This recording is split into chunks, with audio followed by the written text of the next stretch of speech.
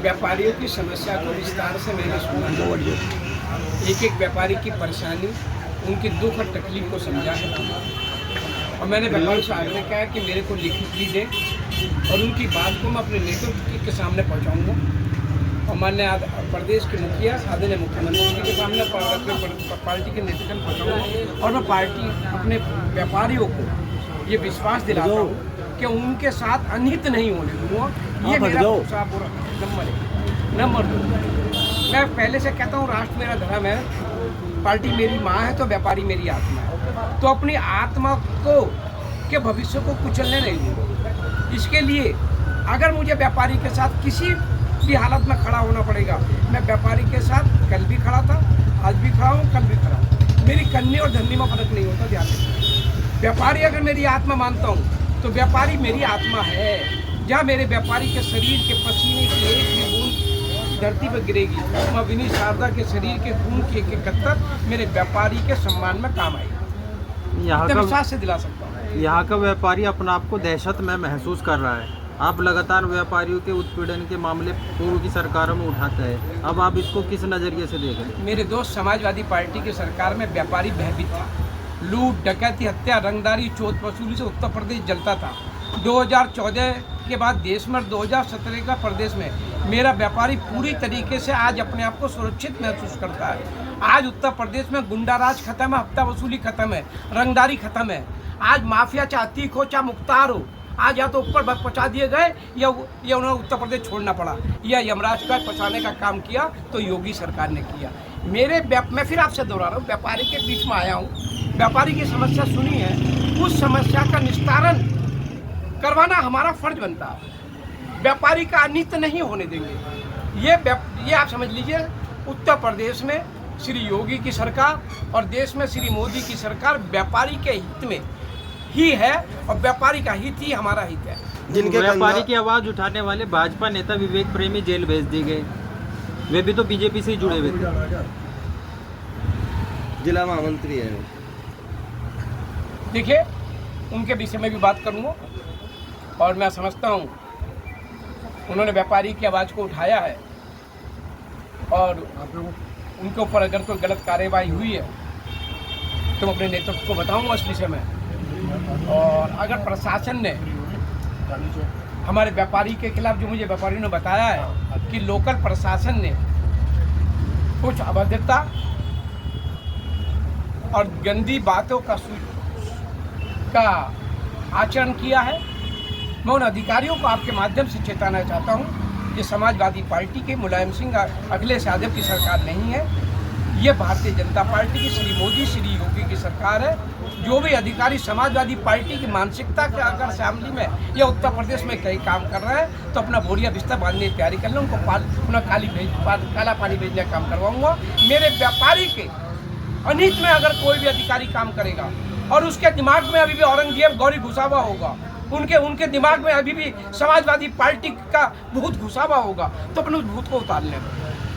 Samajwadi party के भूत को उतार लें, औरंगजेब गौरी की मानसिकता को खत्म करें। ये भारतीय जनता पार्टी के राम राज्य की सरकार है। यहाँ व्यापारी का अनित हम नहीं होने देंगे, किसी हाल में नहीं होने देंगे। और अधिकारी को मैं आपके माध्यम से चेतावनी दे रहा हूँ।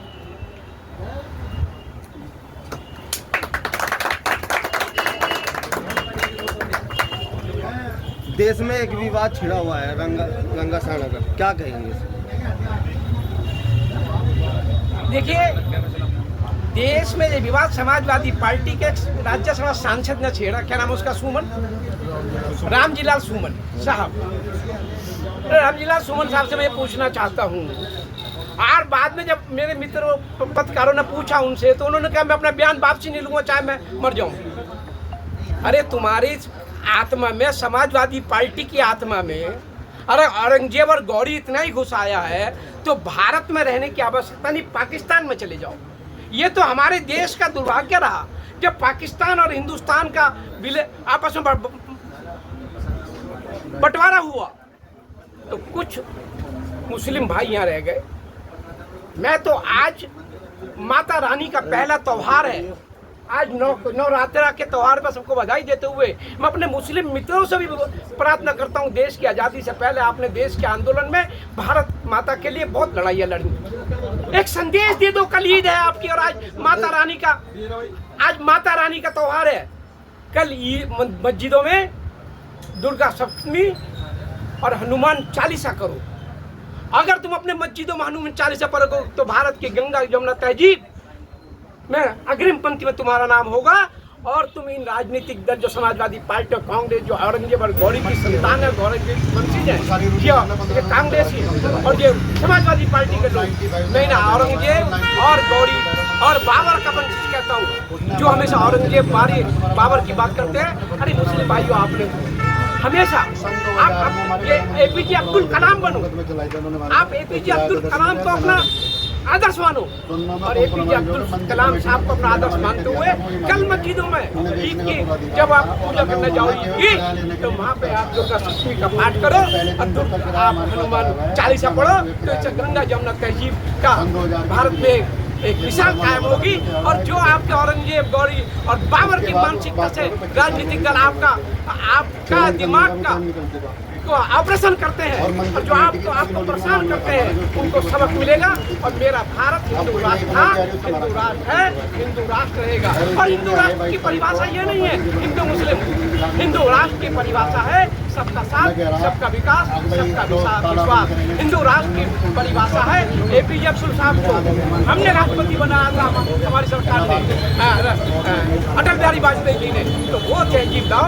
कल मेरी निवेदन है, ये सड़कों पे नमाज पढ़ना, ये छतों पे नमाज पढ़ना छोड़ो।